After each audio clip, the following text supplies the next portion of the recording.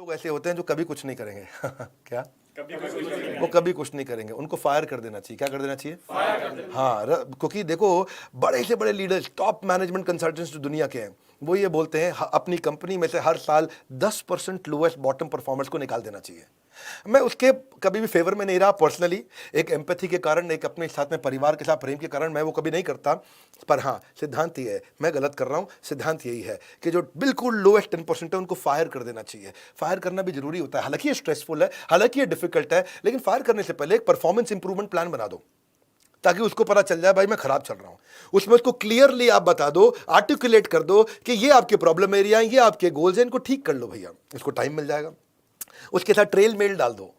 पहली मेल में उसको बता दो ये भैया पहली बार परफॉर्मेंस इंप्रूवमेंट प्लान दे रहे हैं तुमको, दूसरी बार एक और वार्निंग दे रहे हैं, तीसरी बार एक और वार्निंग दे रहे हैं। जब 6 महीने तक आपने 3 मेल डाल दिया, उसको भी समझ आ गया भैया मेरे से नहीं हो रहा, आपको भी समझ आ गया भैया उससे नहीं हो रहा, तो आपने डॉक्यूमेंट भी कर दिया, तो कोई झगड़ा नहीं है। उसको बोलिए हमारे साथ जुड़े रहने के लिए आपका हृदय की गहराइयों से प्रेम पूर्वक बहुत बहुत धन्यवाद। उसके भी समझ में आ जाएगा भैया धन्यवाद होगा, ये थैंक यू कर दिया बॉस ने। अब देखो पता है क्या है, यही फायर कृष्ण ने भी किया था। वन मोर टाइम, यही फायर कृष्ण भी देखे यार अपनी टीम में गड़बड़ हो रही है बहुत। कृष्ण ने दुर्योधन को खूब समझाया, बचपन से समझा रहा, दुर्योधन की समझ में नहीं आ रही क्योंकि वो रहता शकुनी के साथ में।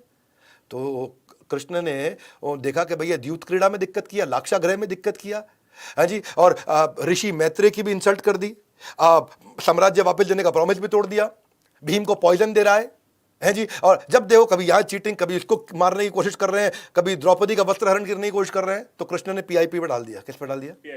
बोला परफॉर्मेंस इंप्रूवमेंट प्लान। अभी आ रहे सारे पांडव, देखो भाई तुम्हारी लास्ट ईमेल डाल रहा हूं। कृष्ण क्या बोले?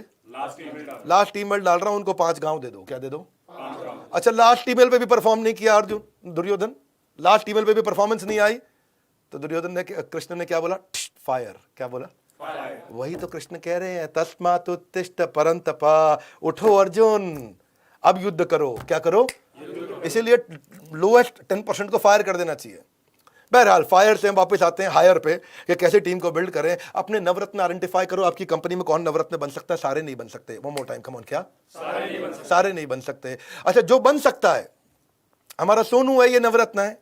अब सोनू को नवरत्न है, इसको और आगे बनाना है, तो सोनू को जो काम कुकिंग नहीं आती उसको 10 में से 3 नंबर मिलते हैं, तो मैं कुकिंग पे लगाऊं उसको? नहीं, मैनेजमेंट में उसको 10 में से 7 मिलते हैं, उसको और अच्छा मैनेजमेंट कराएं, तो उसका कॉम्पिटेंसी ढूंढे।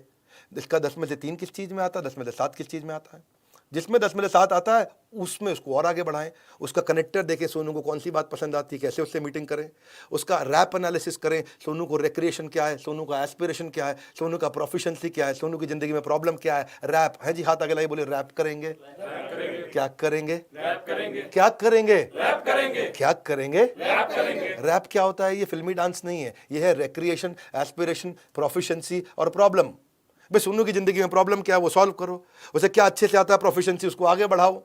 एस्पिरेशन, वो जिंदगी में बनना क्या चाहता है, और फिर उसका रोल स्टेटमेंट, गोल स्टेटमेंट बना के उसको आगे बढ़ाओ। उसको बोलते हैं बिल्डिंग नवरत्न। क्या बोलते हैं?